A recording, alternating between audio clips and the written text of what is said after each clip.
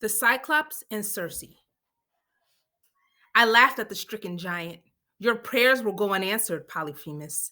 Not even Zeus himself could restore your sight. You're blind for life. A curse on you, little Greek, and on all your companions, roared the Cyclops, shaking with rage. Hear me, my father Poseidon, the earth shaker, and grant your son his heartfelt prayer. May Odysseus never see his home again. However, if he's fated to return, make sure that his journey's long and miserable, that all his companions die, and that his is a bitter homecoming. Poseidon heard his prayer, and the curse of the Cyclops has pursued me ever since. When he cursed us, the monster hurled another huge rock toward us, but now we were out of range, and it fell harmlessly behind us. The wave carried us away from the shore and out of danger. Polyphemus and his fellow Cyclops could not follow us because they had no ships. We had been safe on the smaller island after all. We soon reached the beach where we had left the main fleet 2 days before. There we mourned our dead companions, and I slaughtered the largest ram to make a special offering to Zeus. It turned out to be a wasted sacrifice. After we made a great feast of the sheep that we had stolen from the Cyclops and drank to the memory of our lost comrades. That night we slept where we lay on the beach, and when dawn came, we pushed out to sea once more. Circe. We sailed in silence over the desolate sea. It seemed that our journey had been doomed from the start, and now great Poseidon himself was against us. We had every reason to be subdued. After 2 days, we came to an extraordinary floating island surrounded by a bronze wall, encasing tall cliffs that rose up sheer above it. We moored our ships in the harbor and, with some trepidation after our previous encounters, climbed the stone steps that led to the city. We should not have worried. The island belonged to Aeolus, a favorite of the gods, chosen by Zeus to be guardian of the four winds.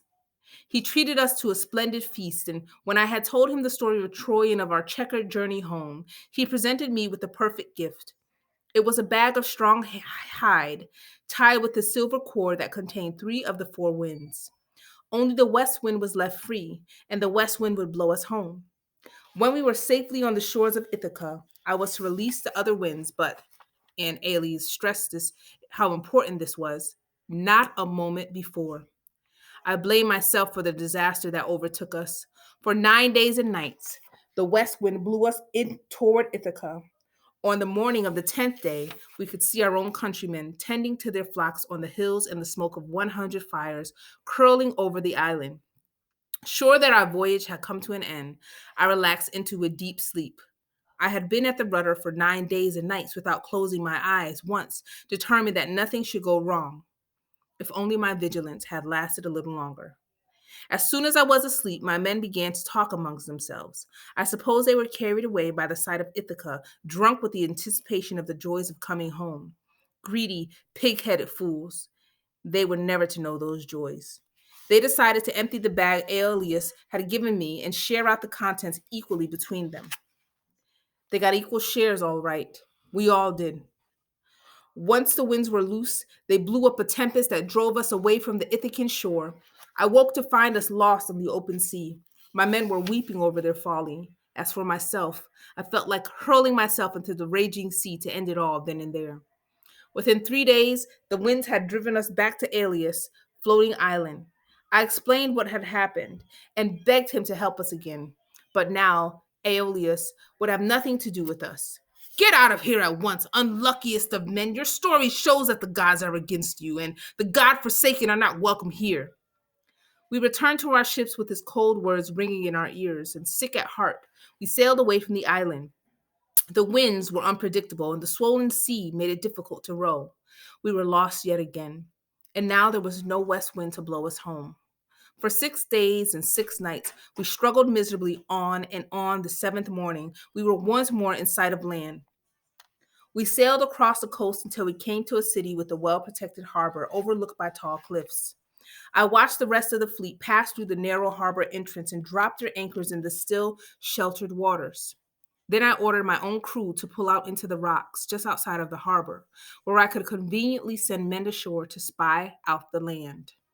I sent 3 men to find out what they could. It was not long before 2 of them came running back to the ship with a terrible tale to tell. On the road to the town, they had met a young woman who told them that the land was called Lystragonia and that her father, Antiphates, was the king. She pointed out his palace where they went in all innocence to ask for shelter and provisions. Once inside the palace, they realized that they had made a horrible mistake.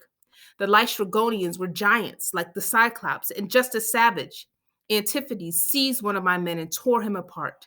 The other two, my trusted cousin Eurycles and his brother Polydas, just barely managed to escape. As they finished their story, hundreds of giants, Lystragonians, appeared on the cliff overlooking the harbor and began hurling huge rocks down onto the ships below.